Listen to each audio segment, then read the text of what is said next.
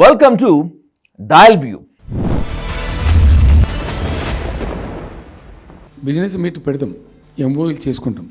ఏ ప్రభుత్వం చేయాల్సిందే. అడ్డగోలు జమాబందీ దానికి లెక్కలేని కథ అంటే ఏందన్నట్టు ఒక హైప్ క్రియేట్ చేసుడు. దీనికి ఆజుడు, దీని గురువు చంద్రబాబు నాయుడు.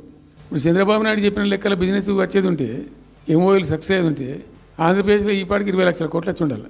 ఆయన ఫస్ట్ టైం అలా సీఎం ఉన్నప్పుడు ఆ ఊళ్ళో పెట్టే కదా వైజాగ్లో ఎవరు వెళ్ళి ఎంఓఈలు చేసిన వాళ్ళంటే మాట మనసులో చెప్పిండ్రు. తెలుగు రాష్ట్రాల్లో జరిగే బిజినెస్ సమ్మిట్లు అన్నీ బోగస్ సమ్మిట్లేనా?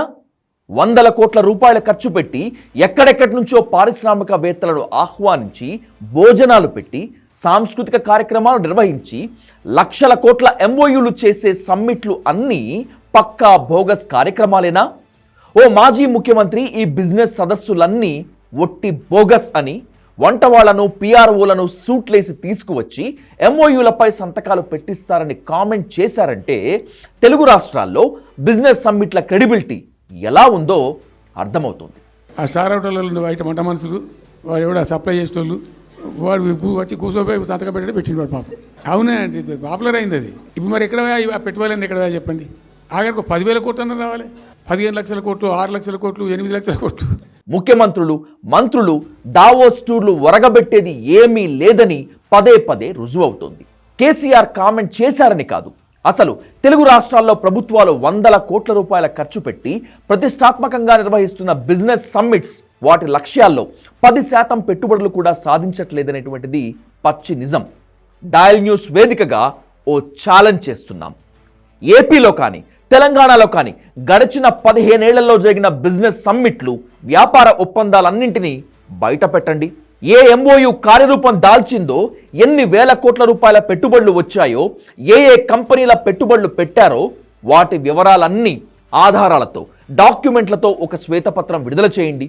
తెలుగు రాష్ట్రాల 2 ప్రభుత్వాలు ఈ పని చేయగలిగితే బిజినెస్ సమ్మిట్లపై ప్రజలకు నమ్మకం పెరుగుతుంది. బిజినెస్ సదస్సులు కేవలం ప్రభుత్వం యాక్టివ్గా ఉందని చెప్పడానికి, ఆ రాష్ట్రంలో ఏదో జరిగిపోతుందనే భ్రమ కలిగించడానికి తప్పితే బిజినెస్ సమ్మిట్ల ఉపయోగం సున్నా.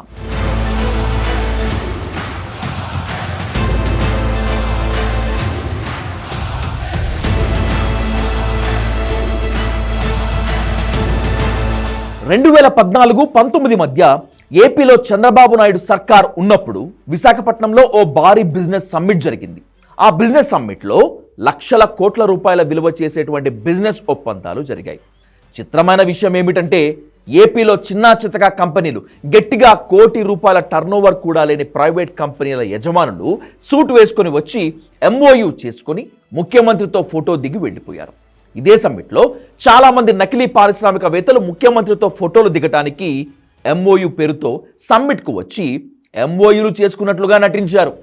ఇప్పటికీ ఆ సమ్మిట్లో ఎన్ని ఎంఓయూలు జరిగాయో, ఎన్ని అందులో కార్యరూపం దాల్చాయో, ఎన్ని పెట్టుబడులు వచ్చాయో ఈనాటికి కూడా తెలీదు. అడ్మినిస్ట్రేషన్లో కింగ్ అని చెప్పుకునే చంద్రబాబు జనం కళ్ళకి గంతలు కట్టేందుకు బిజినెస్ సమ్మిట్లను ప్రయోగిస్తూ ఉంటారు. ఆ తర్వాత 2019-24 మధ్య జగన్ సర్కార్ కూడా విశాఖపట్నంలోని పెట్టుబడుల కోసం బిజినెస్ సమ్మిట్ నిర్వహించింది. ఈ బిజినెస్ సమ్మిట్ మరీ ఘోరం. అప్పుడు ప్రభుత్వాన్ని వెనక ఉండి నడిపించిన ఐపాక్ సంస్థ మన స్టాఫ్కి సూట్లు వేసి, చేతికి ఫైల్స్ ఇచ్చి, కెమెరాల్లో హడావుడి చేసి, బోగస్ ఎంఓయూలు చేయించి ఏపీకి లక్షల కోట్ల రూపాయల పెట్టుబడులు వచ్చినట్లుగా ప్రచారం చేసింది. అదే కార్యక్రమం విశాఖలోని 4 నెలల క్రితం చంద్రబాబు నాయుడు మరో బిజినెస్ సమ్మిట్ పెట్టారు. ఏకంగా ఈసారి 13 లక్షల కోట్ల రూపాయల పెట్టుబడులు వచ్చేశాయని, ఎంఓయూలు చేసేశామని డబ్బా కొట్టుకుంది ఆ సర్కార్. ఇక వీటన్నింటికీ దీటుగా ఈ మధ్య తెలంగాణలో రేవంత్ సర్కార్ తెలంగాణ రైజింగ్ బిజినెస్ సమ్మిట్ ఏర్పాటు చేసింది. ఏకంగా 4th సిటీలో 100 కోట్ల రూపాయలకు పైగా ఖర్చు పెట్టి టెంట్లు, గుడారాలు వేసి ప్రతిష్టాత్మకంగా నిర్వహించింది. 5.5 లక్షల కోట్ల రూపాయల విలువైన ఎంఓయూలు జరిగినట్లుగా అనౌన్స్ చేశారు అఫీషియల్గా. ఒకరిద్దరు మినహా దేశంలో ప్రముఖ పారిశ్రామికవేత్తలెవ్వరూ కూడా ఈ సమ్మిట్కి రాలేదు. ఫేస్బుక్ అధినేత, యాపిల్ సీఈఓ, మైక్రోసాఫ్ట్ సీఈఓ వంటి ప్రముఖులు ఒక్కరూ కనిపించలేదు. సినిమా వాళ్ళు వచ్చి ఈ సమ్మిట్లో సందడి చేసి పోయారు. తెలుగు రాష్ట్రాల్లో ఏ బిజినెస్ సమ్మిట్ చూసినా ప్రసంగాలు, భోజనాలు, సాంస్కృతిక కార్యక్రమాలు, చివర్లో బోగస్ ఎంఓయూలు తప్ప ఎక్కడా ఏమీ కనిపించవు. అందుకే మాజీ ముఖ్యమంత్రి కేసీఆర్ బిజినెస్ సమ్మిట్లన్నీ బోగస్ అని తేల్చేశారు. ఇప్పటికైనా ప్రభుత్వాలు తమ చిత్తశుద్ధిని నిరూపించుకోవాలి. అంటే ఓ బిజినెస్ సమ్మిట్ పూర్తయిన తర్వాత సరిగ్గా ఏడాదికి ఆ సదస్సు ద్వారా ఎన్ని ఎంఓయూలు వచ్చాయి, ఎన్ని ఆవిష్కృతమయ్యాయి, ఎన్ని పెట్టుబడులు వచ్చాయి, ఎన్ని కంపెనీలు పెట్టారు అనేది పూర్తి సమాచారంతో ఒక శ్వేతపత్రం విడుదల చేయాలి. అప్పుడే సామాన్యులు, ప్రజలు ఈ సదస్సులను నమ్ముతారు. అంతవరకు ఇవి ప్రభుత్వం తమ ప్రచారం కోసం చేసుకుంటున్న క్యాంపెయిన్సేనని, అంతకు మించి ఈ బిజినెస్ సమ్మిట్ల ద్వారా ఒరిగేది ఏమీ లేదని సామాన్యులు పక్కాగా అనుకుంటారు.